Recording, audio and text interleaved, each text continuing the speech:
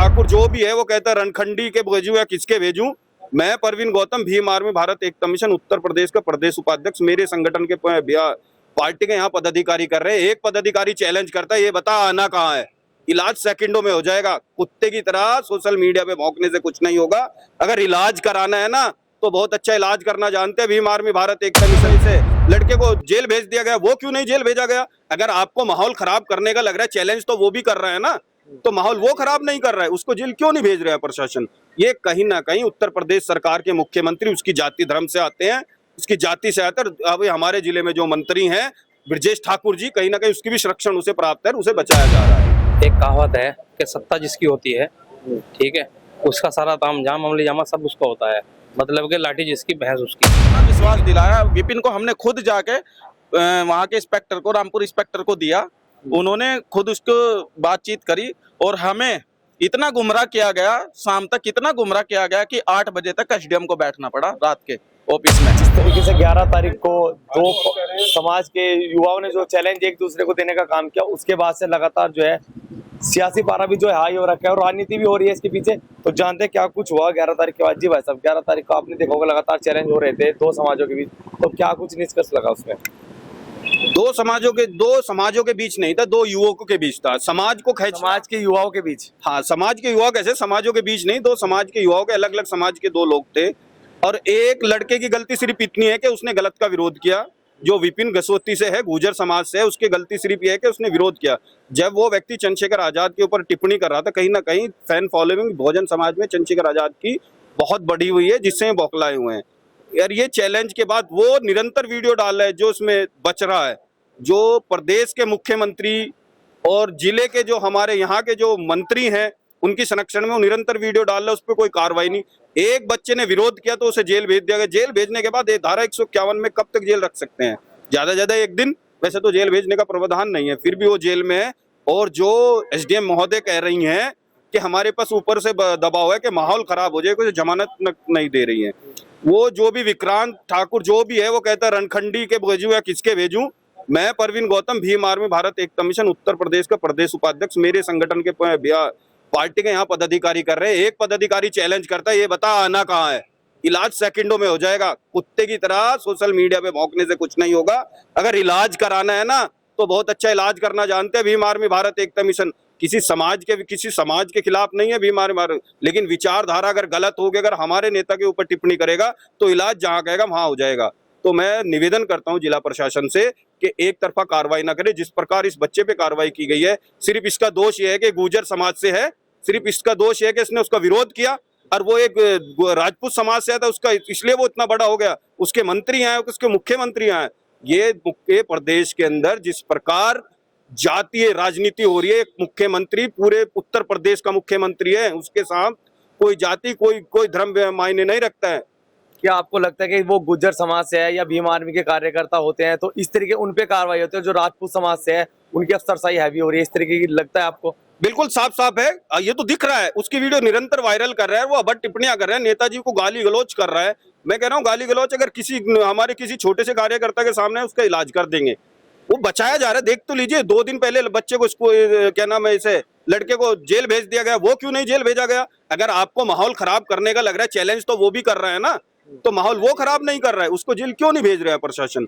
ये कहीं ना कहीं उत्तर प्रदेश सरकार के मुख्यमंत्री उसकी जाति धर्म से आते हैं, उसकी जाति से आते हैं। अभी हमारे जिले में जो मंत्री हैं ब्रजेश ठाकुर जी, कहीं ना कहीं उसकी भी संरक्षण उसे प्राप्त है, उसे बचाया जा रहा है। जी भाई साहब, क्या मानते हैं इसके पीछे जो राजनीति हो रही है, मंत्री जी का हाथ है इसके पीछे, जो पूरा प्रकरण ये चल रहा है?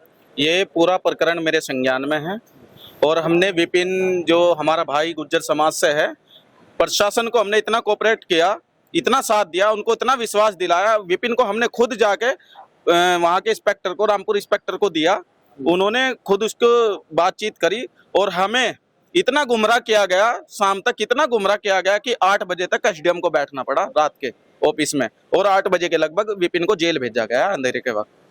और हमने इतना मतलब सपोर्ट करने के बाद भी उन्होंने विपिन को जो जेल भेजा गया, और विपिन को अभी छोड़ा नहीं जा रहा। लेकिन हम विक्रांत ठाकुर से अभी साफ शब्दों में कह देना चाहते हैं कि वो विपिन था भाई हमारा, उसने तुम्हें बहुत प्यार से समझाया था, लेकिन ये भीम आर्मी भारत एकता मिशन के जवान है।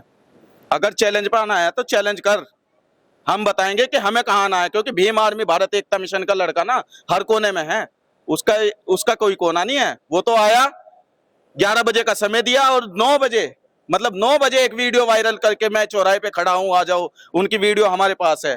तो ये सिर्फ कहीं ना कहीं डर है उनके अंदर।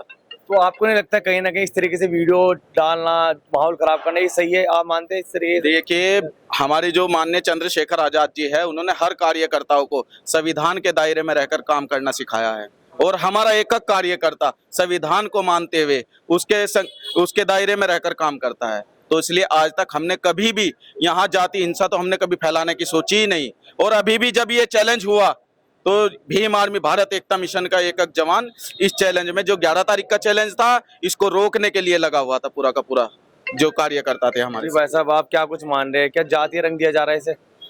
देखिए, एक कहावत है कि सत्ता जिसकी होती है, ठीक है, उसका सारा ताम झाम अमली जामा सब उसका होता है। मतलब कि लाठी जिसकी भैंस उसकी, ठीक है। यही आज सत्यता दिखाई दे रही है कि माननीय मुख्यमंत्री योगी आदित्यनाथ जी, जिनका नाम जो है वो ठाकुर समाज से आते हैं, आज चाहे उत्तर प्रदेश के किसी भी कोने में आप पहुंच जाइए, ठीक है, वहां पर जो उनके खुद के समाज के लोग हैं वो कहीं ना कहीं हावी हैं, ठीक है, केवल अपने मुख्यमंत्री जी और अपने मंत्री जी के बल पर। मैं कहना चाहता हूं, देखिए, जातीय हिंसा वो लोग बढ़ा रहे हैं और वो जातीय रंग दे करके इस उत्तर प्रदेश में दोबारा आग लगवाना चाहते हैं। पहले भी उन लोगों ने इस प्रकार की घटना को अंजाम दिया है। आज हमारा भाई जो विपिन है, वो विपिन भाई सिर्फ चंद्रशेखर आजाद जी के ऊपर जो उन्होंने अभद्र टिप्पणी की, उन्होंने ये बोला उस वीडियो में, विक्रांत नाम के लड़के ने, कि मुझे बताओ कहाँ आना है या फिर मैं रणखंडी से भेजूंगा किसी को।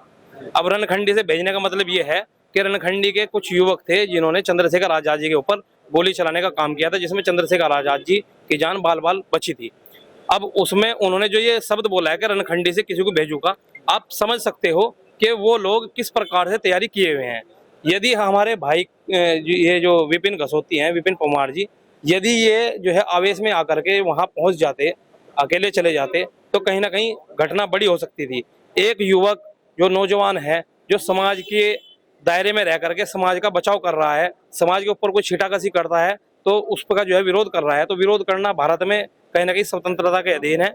यदि हमें कुछ चीज गलत लगती है तो विरोध करना जायज है, संवैधानिक दायरे में आता है। यदि उसने विरोध किया तो उस लड़के ने, विक्रांत ने, जो सरदना का रहने वाला है, मेरठ का, तो उसने कहा कि मैं रणखंडी वालों को भेजूं या खुद आऊं।